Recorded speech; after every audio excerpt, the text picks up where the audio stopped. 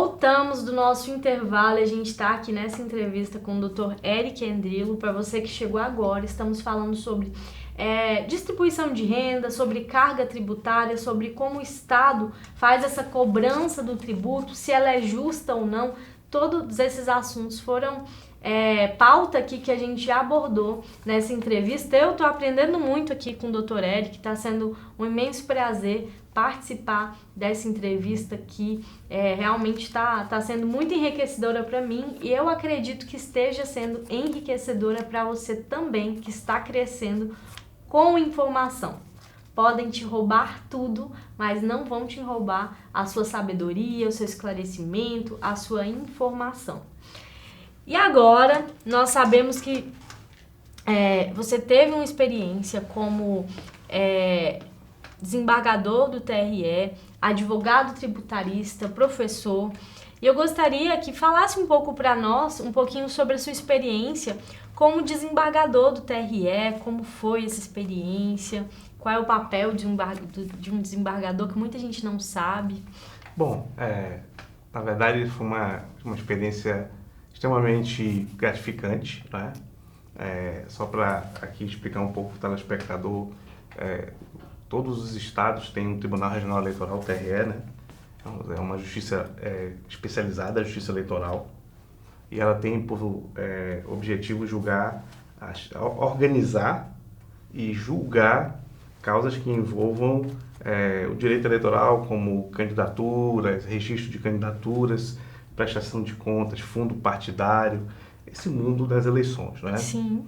E o TRE ele sempre é composto por 7 pessoas, 7 juízes, que advêm do Tribunal de Justiça, da Justiça Federal, e os advogados têm 2 assentos lá, né, para compor esse quinto. E é por mandato, 2 anos, né, dura esse prazo de 2 anos, e eu fiquei lá desde 2018 a 2020. Né. Eu já tinha uma certa experiência na área eleitoral como advogado, e também eu tenho uma formação de pós-graduação nessa área. Nunca fui professor de direito eleitoral, né, mas já conhecia a matéria. Então, veio a oportunidade, eu tive a honra de participar e compor a corte durante a eleição, e foi um momento assim de bastante aprendizado, né, de ver na prática viva o que é um processo eleitoral, com todas as suas variações, todas as suas vicissitudes, suas surpresas, né, e enfim, todo o comportamento eleitoral sob o aspecto da aplicação da lei. E é muito trabalho, bastante trabalho, né? Porque a legislação eleitoral ela é muito densa, e a cada dia que passa a normatização dos comportamentos, do que pode, do que não pode, do que deve, do que não deve em matéria eleitoral, isso vai mudando bastante, né? Então é um direito muito dinâmico e que exige de quem vai julgar, exige de todos, inclusive, de quem vai defender, de quem vai julgar, de fato uma demanda muito grande de estudo sobre o tempo, que isso fica mudando constantemente, com bastante velocidade, né? Então, assim, aprendi durante esse tempo a exercer a atividade da magistratura, né? Muito honrado.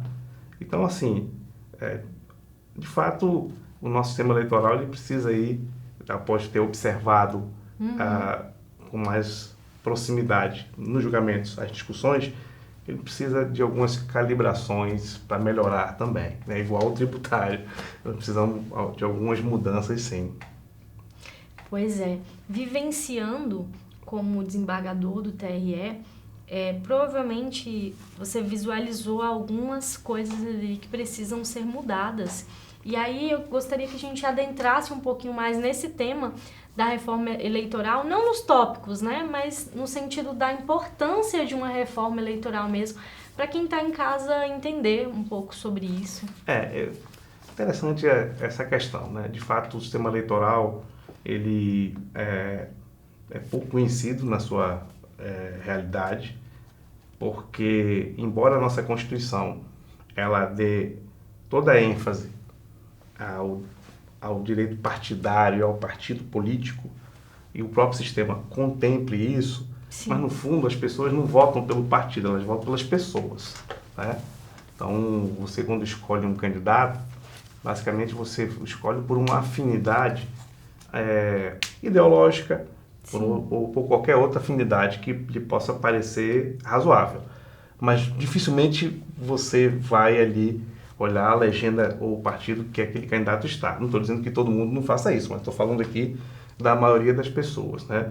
E o sistema é interessante, principalmente na eleição ou na votação proporcional, que é de deputado, né, deputados, vereadores, etc., que elas são feitas de uma forma em que, no fundo, todos os votos que você dá para uma pessoa, ela vai para o partido. Né? Então, você, ao depositar o seu voto, ao colocar o seu candidato e apertar confirmando, você está dando um voto para aquele candidato, mas, na verdade, jogando seu voto naquela ou coligação ou naquele conjunto de candidatos que sai por aquele partido. Então, acontece, por demais, de você ter votado numa pessoa, mas, no fundo, você está elegendo uma outra pessoa que, dentro daquela coligação, dentro daquele partido, ela vai ser a mais votada. Né? Então, o sistema é muito interessante, porque você tem um número de cadeiras dividido pelo número de eleitores, você tem um coeficiente eleitoral, né? Então, é o número mínimo que tem que se atingir de votos para sentar numa cadeira. E você pode ter partido que faça isso sozinho, ou você pode ter partido que se coliga para poder fazê-lo, né? Até a questão das coligações aí é um tema que se discute muito. Mas, enfim, vai sentar na cadeira aquele candidato que tiver mais votos naquela coligação, né? Ou naqueles partidos. E muitas vezes acontece de você faz a soma total, e se aquela coligação legenda atingiu o coeficiente, tipo 60 mil votos, né? Por exemplo, para sentar numa cadeira, quem vai sentar é o mais votado. Então, se você teve ali 30 candidatos e ela fez, o conjunto desses candidatos fizeram 60 mil votos, uma cadeira pertence a essa coligação. E quem vai sentar? O que teve mais votos. Aí você vai ver que às vezes o cara que teve mais votos, ele teve mais votos, teve 20 mil votos, mas a coligação teve 60. Mas para ela chegar a 60, e aquela pessoa sentar na cadeira, teve gente que votou em outras pessoas que tiveram 200 votos, 300 votos, quis eleger aquela pessoa, mas foi para uma contagem genérica. Então isso é uma coisa que eu acho que precisaria ser melhor explicado, né? Porque às vezes você vota numa pessoa, mas no fundo é como se você jogasse seu voto numa urna para aquela coligação ou para aquele partido, né?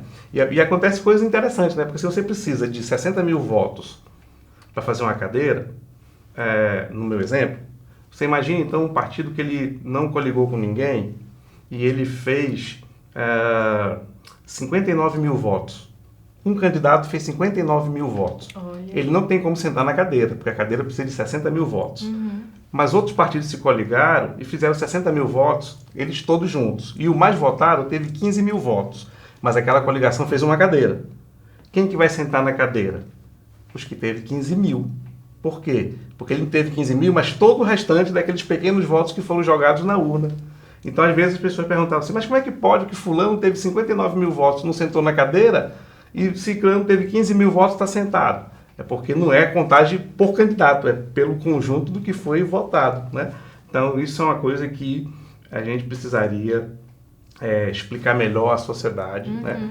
A Justiça Eleitoral, o tempo que eu passei lá, ela procura ao máximo explicar isso, né? É um dever também dos partidos mostrar essa realidade e as pessoas terem essa consciência de que, por vezes, ela vai votar, mas o candidato dela pode não atingir esse coeficiente, portanto, ele não vai sentar na cadeira. Enfim, são coisas da nossa legislação eleitoral, né? Outra coisa que eu vi também foi que quando o Supremo Tribunal ele declarou inconstitucional a doação da pessoa jurídica, pelos motivos ali expostos no acórdão, a saída que foi pensada pelo Congresso Nacional foi um aumento abrupto e a criação de um fundo de financiamento de campanhas.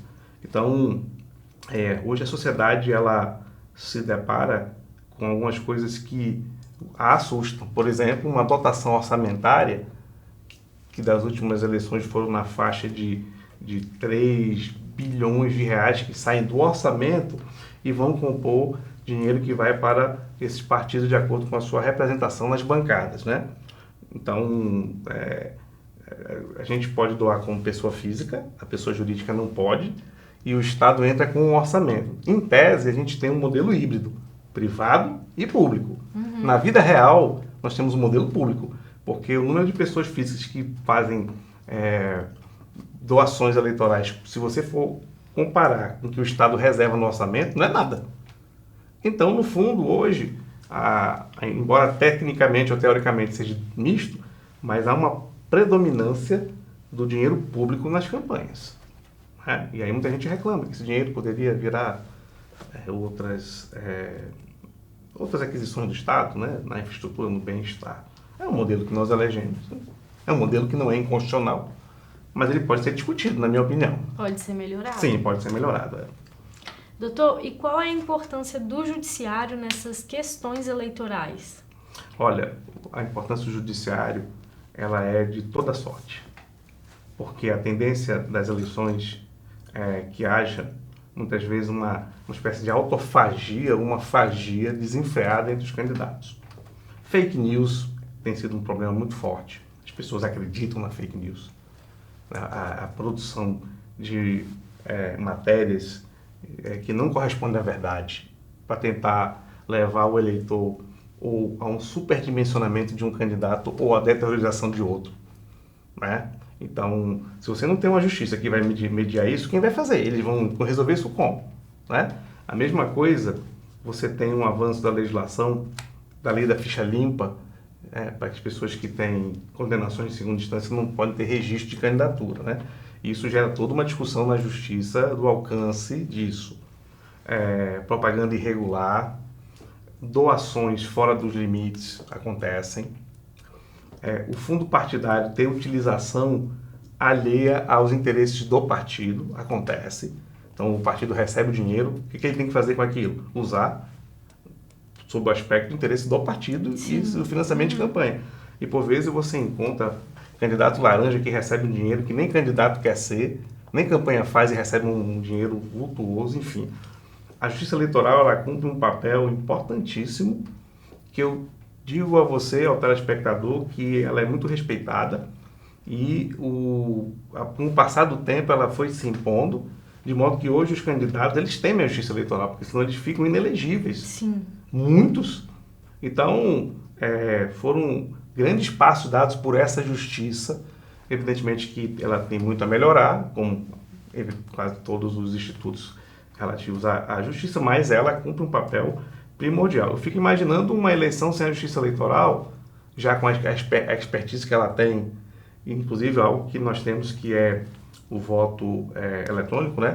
E com o dimensionamento de você ter campanhas eleitorais e resultados eleitorais em rápida dimensão de apuração. Então, assim, eu compus a justiça eleitoral, mas mesmo antes disso eu já era um super entusiasta dessa justiça e agora muito mais conhecendo-a por dentro e as pessoas que as compõem, a seriedade dessas pessoas. Nossa, muito bacana, doutor. Vim se esclarecer sobre isso como cidadão mesmo. É o que nós propomos aqui com o programa Você, o Consumidor, trazer à baila essas discussões, esses temas, para que o cidadão seja esclarecido, para que o cidadão tenha um mínimo que é se esclarecer, né? Com certeza. E aí, o que ele vai fazer com isso é pessoal de cada um. Claro. Mas é bom ter as coisas esclarecidas, as cartas na mesa, e muitas vezes falta um pouco disso, falta essa transparência. Talvez não por culpa específica de alguém ou um determinado órgão, mas desse sistema mesmo enraizado na nossa sociedade que precisa mudar. E aquela questão que muitos falam, inclusive historiadores, né? Que o Brasil já começou de uma forma errada. Então a gente tem uma longa trajetória aí para consertar muita coisa, e eu espero que a gente continue nesse avanço, nesse progresso, sempre em linha reta para cima. Eu também, assim, eu faço votos de que a nossa sociedade, incluindo todos nós, né? Sim. Tenhamos dias melhores, com sabedoria, equilíbrio, né? Na escolha dos nossos representantes, na política em si. Há muitas pessoas que não gostam de política, né? Sim. Então, assim, de fato, você não é obrigado a gostar da política. Mas acho que todo cidadão tem ao menos o dever, vamos dizer assim, de buscar informações, se interagir Se melhor. esclarecer. Por isso, porque ele vai apertar um botão e confirmar. Aquilo ali, você está elegendo um representante. Para você colocar uma pessoa sentada no mandato, não é tão difícil assim, apertar um botão e confirmar. Agora, os instrumentos para ejetá-la dessa cadeira, se você não gostar mais dela, são mais complexos. Então, o caminho que te leva para colocar não é o caminho que te leva a tirar. Porque você vai ter outros instrumentos da democracia, que são válidos, mas eles são mais complexos. Então, assim, eu sempre digo, tem que saber escolher bem o seu candidato e votar, pelo menos tentar, né, votar corretamente. Se todo mundo né? tivesse consciência. Ter uma consciência. O voto é algo muito importante. Não é todo país que tem eleição livre, manifestação livre. Não, tem muitos países que têm muito problema com a sua democracia. E graças a Deus o nosso caminha direitinho, com a sua, digamos assim, estrutura em desenvolvimento. Né? Mas eu penso que nós estamos caminhando, a sociedade ela caminha bem, assim, para as discussões dos seus problemas, né? Né? Então, assim, se Deus quiser, as coisas vão melhorar, doutor. É verdade. Doutor, nós agradecemos muito a sua presença, foi uma excelente entrevista, gostamos muito, aprendemos muito aqui, com certeza, sempre crescendo, nos enriquecendo com conhecimento. Muito obrigado, eu que agradeço aí ao seu convite, Gabriela, a TV União e o programa, e estou sempre à disposição, né? Se quiser discutir os temas que envolvam a tributação e até a justiça eleitoral, coloco à minha disposição e, se Deus quiser, teremos aí um futuro muito bom para a nossa nação. Muito obrigado. Com certeza, viu? volte mais vezes. Obrigado.